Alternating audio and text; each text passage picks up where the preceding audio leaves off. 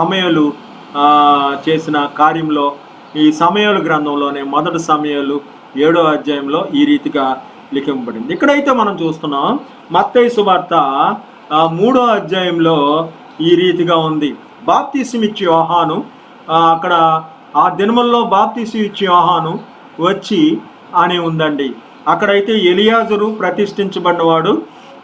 ఇక్కడ బాప్తిసము అనేది కూడా ప్రతిష్ఠిత గుర్తు. బాప్తిసము ఇచ్చు యోహాను ఇక్కడ మనకు ప్రతిష్ఠితుడు కనబడుతున్నాడు. ఆ దినముల్లో ఆతోనే స్టార్ట్ అవుతాయి 3వ అధ్యాయంలోని అంతటా అనే మొదలైంది. అక్కడ కూడా ఆ దినముల్లోనే అని ఆ యొక్క అపోస్తుల కార్యాలు మొదట వచనం కనబడుతుంది అపోస్తుల కార్యం 8వ అధ్యాయంలో.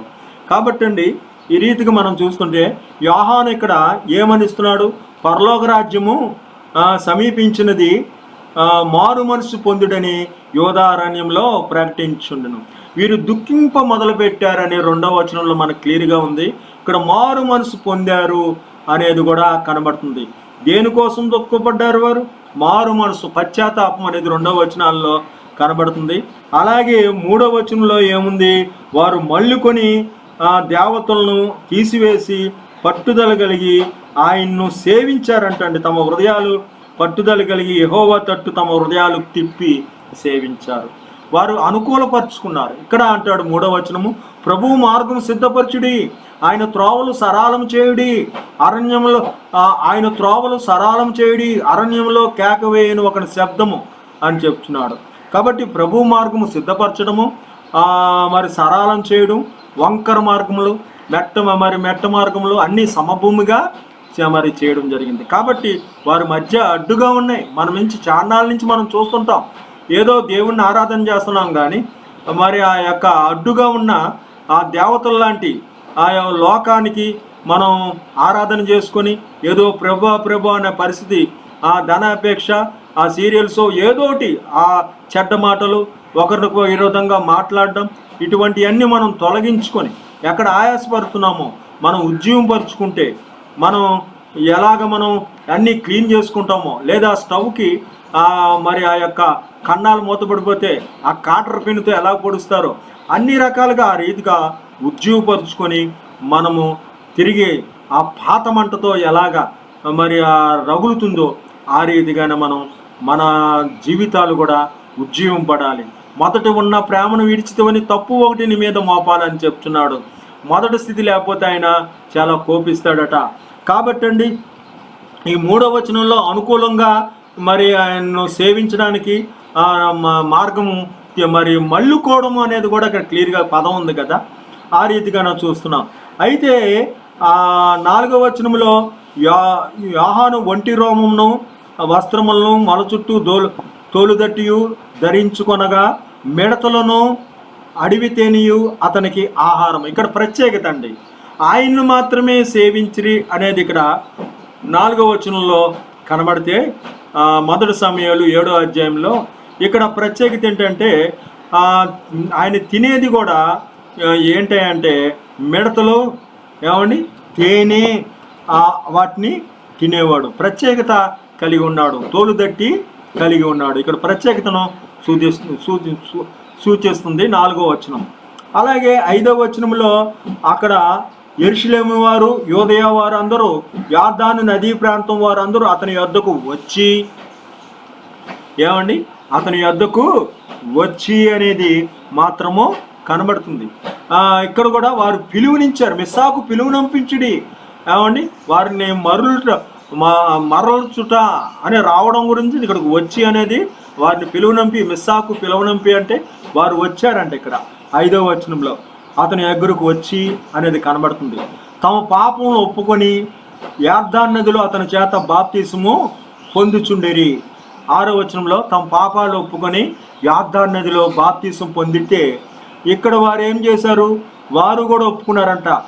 వారు నీళ్లు తీసి, వాళ్ళేమో బాప్తిసం నీళ్ళలో బాప్తిసం పొందితే నీళ్లు చేది యెహోవా సన్నిధిన కొమ్మరించి ఆ దీనమున ఉపవాసం ఉండి యెహోవా దృష్టికి మేము పాపాత్ములని ఒప్పుకున్నారు. ఎక్కడ ఒప్పుకున్నారు? ఇక్కడ నీళ్ళు చేది వాళ్ళు మరి కొమ్మరించారు, వారు నీళ్ళల్లో బాప్తిసం పొందారు. 2:6 ఆ రీతిగా ఉంది, మనం అర్థం చేసుకోవచ్చు. మార్గాలు అన్నప్పుడు మరి వారు మళ్ళుకున్నప్పుడు మార్గాలు సరళం చేసుకోవడం, వీరు దేవతలు తీసివేయడం మనకు కనబడుతుంది. ఇక్కడ దుఃఖపడ్డారన్నప్పుడు మీరు పరలోక రాజ్యం కోసం మారు మనసు పొందాలనడం కనబడుతుంది. ఇక్కడ ప్రతిష్ఠుడు కనబడినప్పుడు అక్కడ బాప్తిసం ఇచ్చే ఆహ్వానం ఉండడం మనకు కనబడుతుంది. మాత్రమే సేవించినప్పుడు వారు మరి ఆ తేనియు మరి మిడతలు ఆ యొక్క తోలుదట్టి ప్రత్యేకత మనకు కనబడుతుంది. ఈ రీతిగా 8వ వచనము, మన దేవుడైన యెహోవా గురించి ప్రార్థన చేయట మానవద్దు అంటే ఇక్కడ ఏమంటాడంటే, అబ్రాహాము మాకు తండ్రిని మీరు తలంచుకొన వద్దు అంటున్నాడు. మీరు అబ్రాహాము మా తండ్రిని తలంచుకొనవద్దు అంటున్నాడు. మీరు మా మట్టికి ప్రార్థన చేయట మానవద్దు. రెండిట్లోనూ వద్దు వద్దు అనేది కనబడుతుంది. ఇక్కడ భావ ప్రకటన విషయంలో ఉందండి. ప్రార్థన కూడా మనం ఎప్పుడు వారికి అనుకూలంగా ఆలోచించి ప్రార్థన మనసులో కూడా ప్రార్థన చేయవలసి ఉంటుంది. కాబట్టి ఇక్కడ రెండిట్లో నెగిటివ్ చెప్పడం క్లియర్గా మనకు కనబడుతుంది. ఆ రీతిగానే 9వ వచనంలో అబ్రాహాము మాకు తండ్రిని మీలో చెప్పుకొనవద్దు అనేది 8, 9 సంయుక్త వచనాలు. 9వ వచనంలో రాళ్ళ వలన అబ్రాహాము పిల్లలు పుట్టింపగలడని మీతో చెప్పుచున్నాను అంటే అబ్రాహాముని దేవుడు అంగీకరిస్తాడు. మీరు మాత్రం పిల్లలని ఎలాగ అనుకుంటారు అని ఇక్కడ అర్థం. ఉంటే దేవుడు అబ్రాహాముని అంగీకరించినట్టుంటే ఇక్కడ యెహోవా వారిని అంగీకరించినని 9వ వచనము కనబడుతుంది. అంగీకారము 9వ వచనాల్లో క్లియర్గా కనబడుతుంది.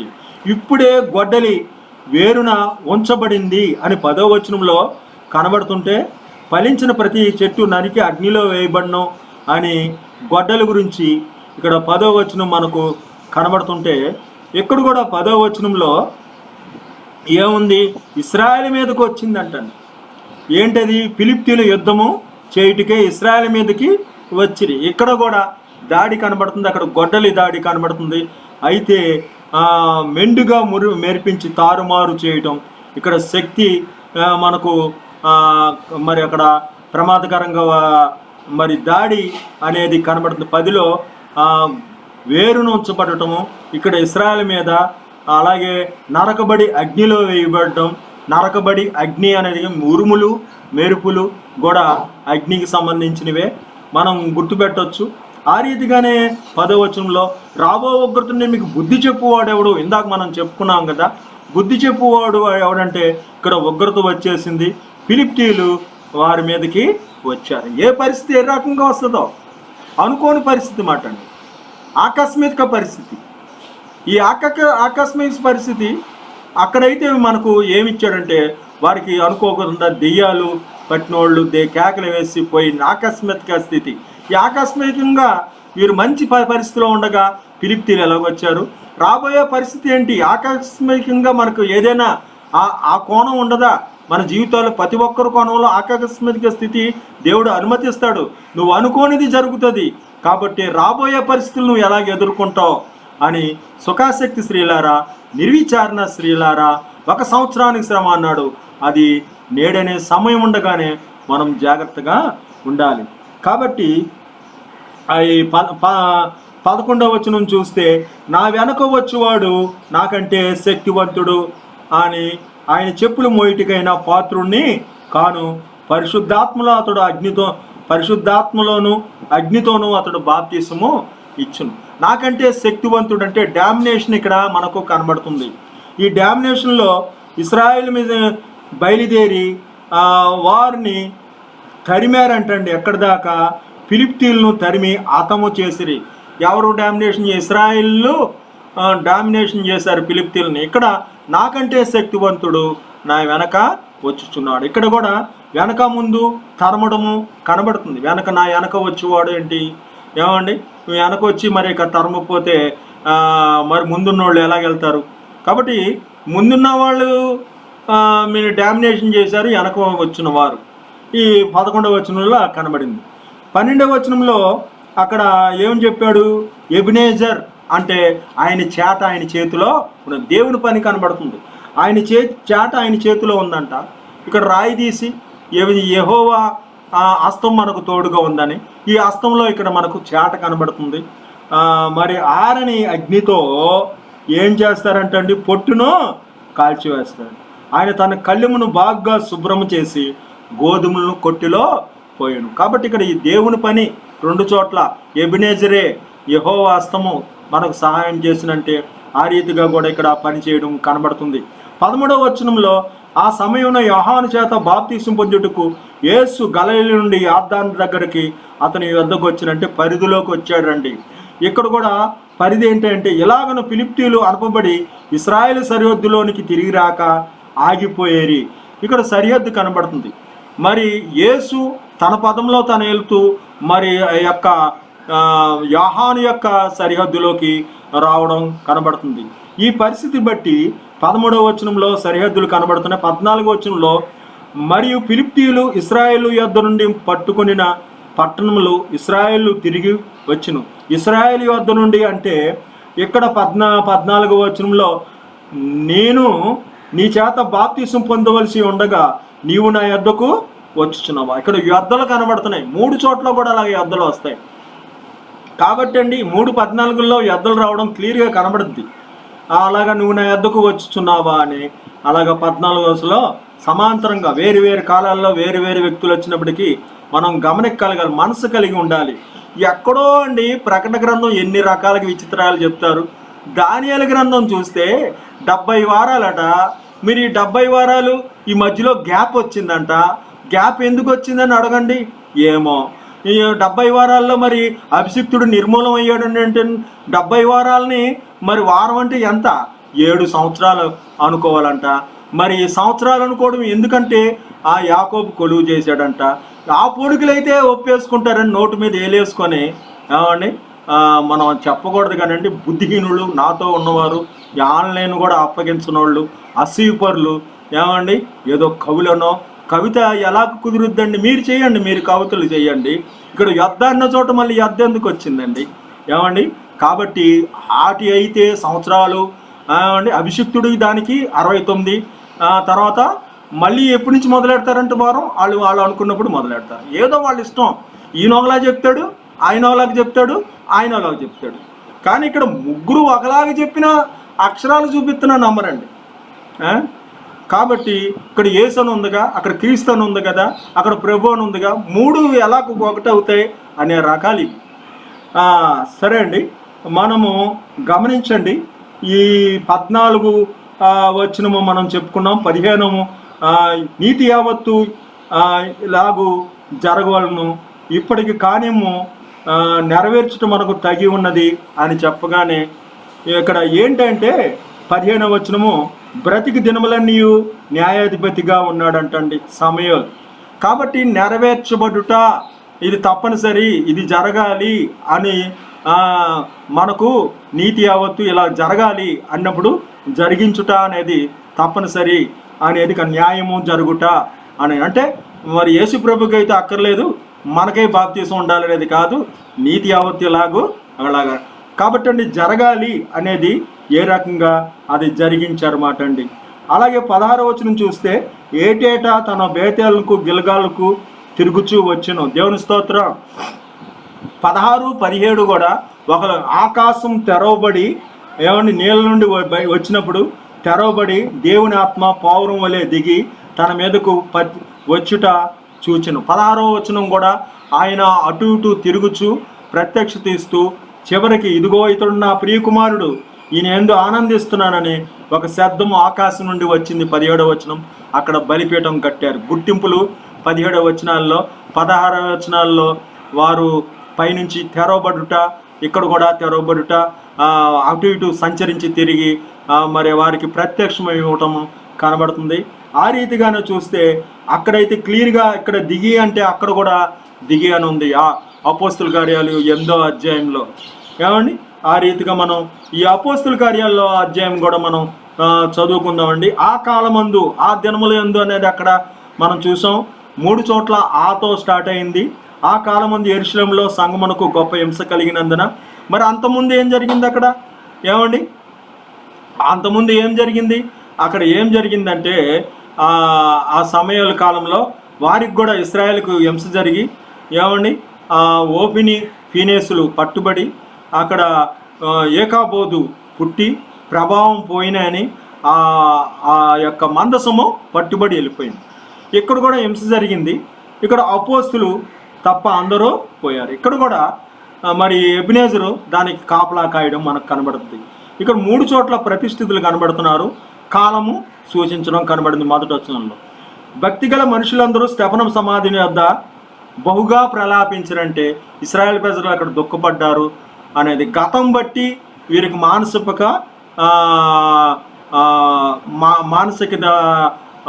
పశ్చాత్తాపం మాట అండి. కాబట్టి గతం బట్టి ఉండే పశ్చాత్తాపం రెండో వచనాల్లో కనబడింది.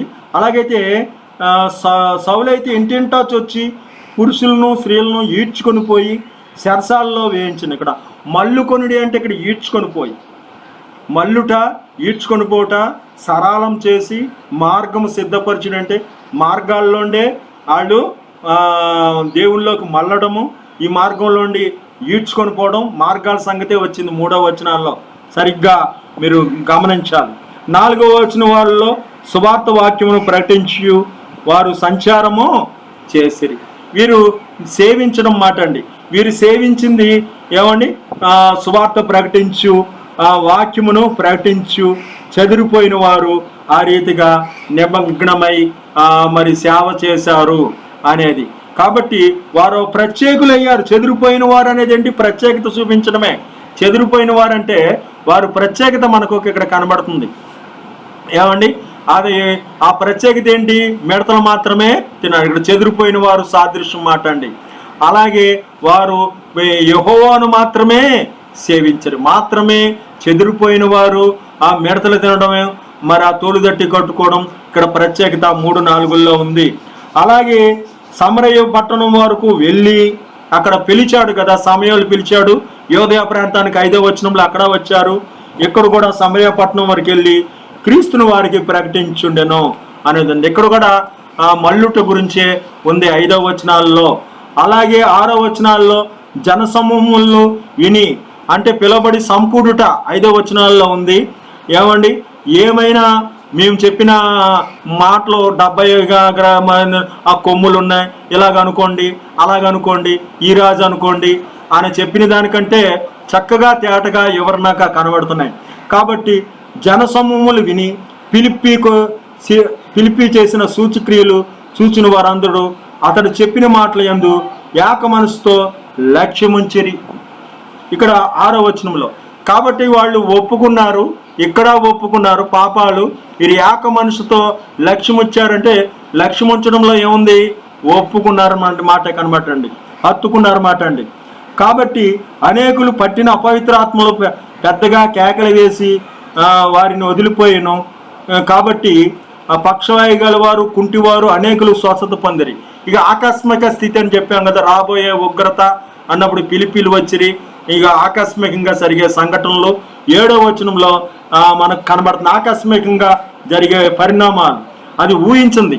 సేవకులే కాదు, ఎవరు ఊహించకుండా అకస్మాత్తుగా దెయ్యాలు కేక వేసి వదిలిపోయినాయి అంటండి. ఆ రీతిగానే చూస్తే సీమోను ఇక్కడ 8వ వచనం మనం చూస్తున్నాం. ఆ పట్టణంలో మిగుల సంతోషము కలిగెను.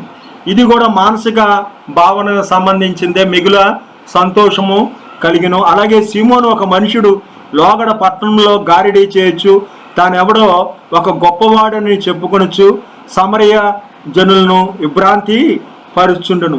ఇక్కడ ఇతడు ఈ రీతిగా చలామణి అవడము, అంగీకరింపబడ్డం, అక్కడ యెహోవా వారిని అంగీకరించాడు.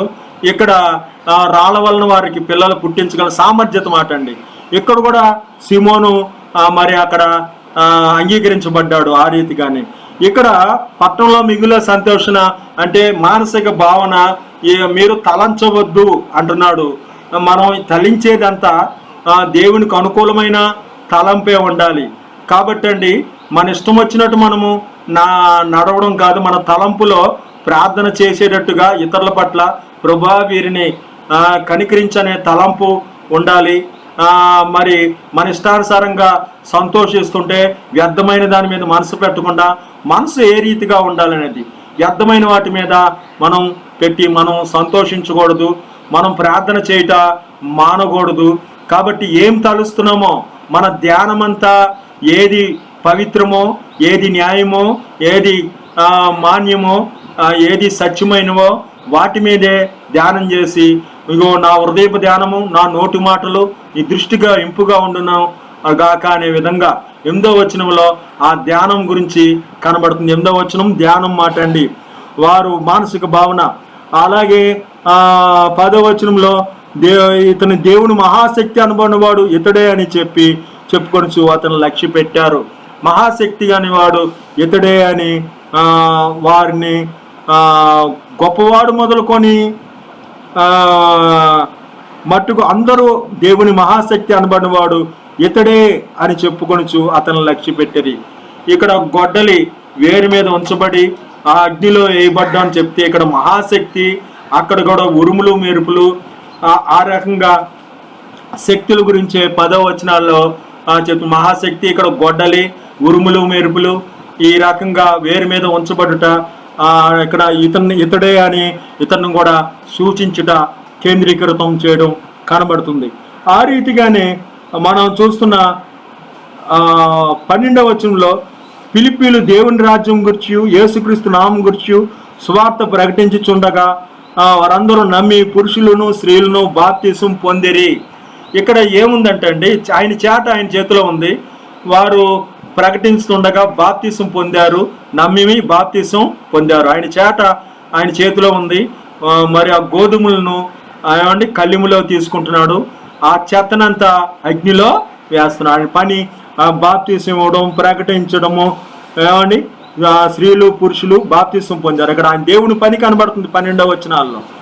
అలాగే సీమోను కూడా నమ్మి బాప్తిసం పొంది ఫిలిప్పుని ఎడబాయకుండి సరిహద్దు అని చెప్పాం. యేసుక్రీస్తు ఆ యోహాను ఎడబాయకుండా అంటే హత్తుకొనుట, అంటే ఆ పరిధిలోనే ఉన్నాడని, ఎడబాయకుండా ఉన్నాడని చెప్తున్నాడండి. అలాగే 14వ వచనం సమరయ వారు దేవుని వాక్యము అంగీకరించరని విని యెరూషలేములోని అపోస్తులు విని పేతురును యోహాను వారి యొద్దకు పంపిరి. నేను నీ యొద్దకు రావలసి ఉండగా అంటే పేతురు యోహాను వారి యొద్దకు పంపిరి. అక్కడ ఇశ్రాయేలు యొద్ద నుండి అని వద్దలు 3:14లో వద్దలు కనబడినాయి. వీరు వచ్చి వారు పరిశుద్ధాత్మ పొందవలనని వారి కొరకు ప్రార్థన చేసిరి. నీతి యావత్తు ఎలాగూ జరగాలి అనేది ఇక్కడ నెరవేర్పు అలాగే ప్రార్థన చేయడం కూడా అదే అభిలాష మాట అండి. కాబట్టి అండి ఆ ప్రార్థన చేయడము అనేది కూడా మనకు ఇక్కడ కనబడుతుంది. వీరు వచ్చి వారి కొరకు పరిశుద్ధాత్మ పొందవలనని వారి కొరకు ప్రార్థన చేసి ఆయన కూడా కోరాడనమాట, నా నీతి యావత్తు ఇలా జరగాలి అని బాప్తిసాన్ని కోరడము జరిగింది, అలాగ ఉండాలి అనేది. అలాగే 16వ వచనంలో ఆయన దిగి ఉండగా ఏముందండి, అంతకుముందు వారిలో ఎవరి మీద ఆయన దిగి ఉండలేదు అంటే అక్కడ ఆకాశం తెరిచి పౌరం వలె ఆత్మ దిగి ఉండడము మనకు 16 మత్తయి సువార్తలో కనబడుతుంది. ఈయన కూడా సంచరించు ఆ ప్రాంతానికి ఈ ప్రాంతానికి సమయాలు కూడా అటు ఇటు తిరగడము మనకు కనబడుతుంది. అంటే అక్కడ దర్శనమిచ్చి వారికి న్యాయం తీర్చడం. ఇక 17వ వచనంలో పేతురు యోహాను వారి మీద చేతులుంచగా వారు పరిశుద్ధాత్మను పొందిరి. ఇక్కడ బలిపీఠము కట్టిరి. ఇతడు నా పిరికుమారుడు, ఇతని యందు నేను ఆత్మను ఇతని యందు నేను ఆనందిస్తున్నాను. అంగీకరించడము అనేది 3:17లో కనబడుతుంది. అంగీకరింపు, గుర్తింపు అనేది 17లో గుర్తింపు కనబడుతుంది. మరి వచ్చి వారికి దర్శనం ఇవ్వడం అనేది 16లో కనబడుతుంది. 15లో ఇలా జరగాలి అని నీతి న్యాయాలు కోరిక అక్కడ కనబడుతుంది.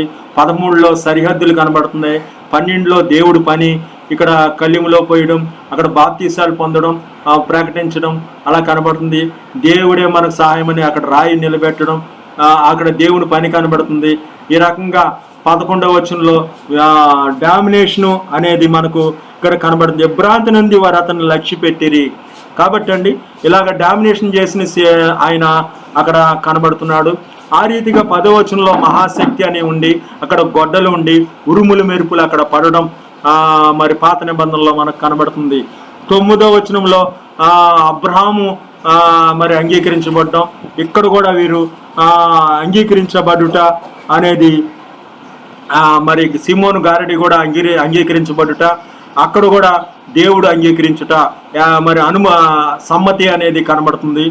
అలాగే 7వ వచనంలో ఆకస్మిక స్థితి కనబడుతుంది. 8వ వచనంలో తలంచవద్దు, అబ్రాహం తలంచవద్దు, మానవద్దు అనేది, వద్దు వద్దు అనేది, ప్రార్థన చేయటం మానవద్దు అనేది కనబడుతుంది.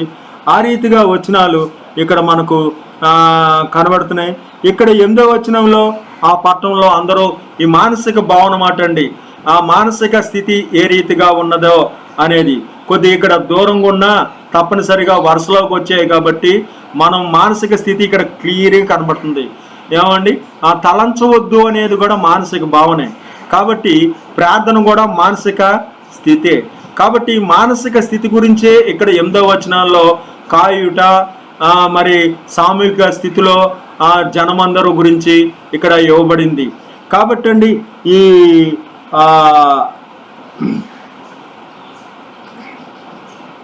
7వ వచనంలో మరి ఏముంది, మరి అనుకోని రకంగా జరిగే మరి ఆకస్మిక తటస్థాలు, మరి ఆ రకంగానే 6వ వచనాల్లో వారు మనసు ఏ రకంగా ఒప్పుకున్నారో, అంగీకరించారో, పాపాలు ఒప్పుకున్నారు.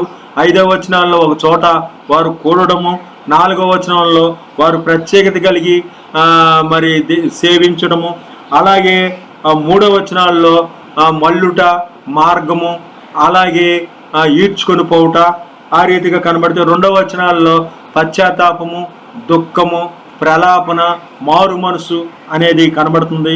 ఆ కాలమందు, ఆ దినములందు మరి అంతటా అనేది ఉండి ఇక్కడ ప్రతిష్ఠులైన ఎలియాజరు, ఇక్కడ అపోస్తులు, ఇక్కడ బాప్తిసం ఇచ్చే యోహాను మొదటి వచనాల్లో రావడం జరిగింది.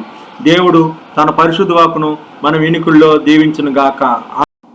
రుచి ఎరుగుట, మరుగుట అంటారు చూసారా, ఆ రీతిగా మా గురించి ప్రార్థన చేయటం మానవద్దు, ఆ రకంగా తలంచవద్దు, వారు సంతోషించడి. ఈ రీతిగా వారి ధ్యానము, మానసిక భావన. 4వ వచనాల్లో ప్రత్యేకమను, వారు చెదిరిపోవుట, వాటిని ఆహారం తీసుకోవడం, ఆయన్ని మాత్రమే సేవించడం, ప్రత్యేకపరచబడ్డ. ఈ రీతికి 16వ వచనంలో ఎంట్రన్స్ ఇచ్చి తప్పనిసరిగా ఆత్మలయలో అవి ఒకటే ధ్యానాన్ని ఇస్తాయి. కాబట్టి వరుస క్రమంలో కలవబట్టి లేదా 2 అధ్యాయాలకు మిళితమై మళ్ళీ ఇంకో అధ్యాయానికి సెపరేషన్గా ఉన్న ఇవి తప్పనిసరిగా మరి అల్లికలు, ఆల్టర్నేటివ్ అల్లికలు తప్పనిసరిగా క్రమంలోకి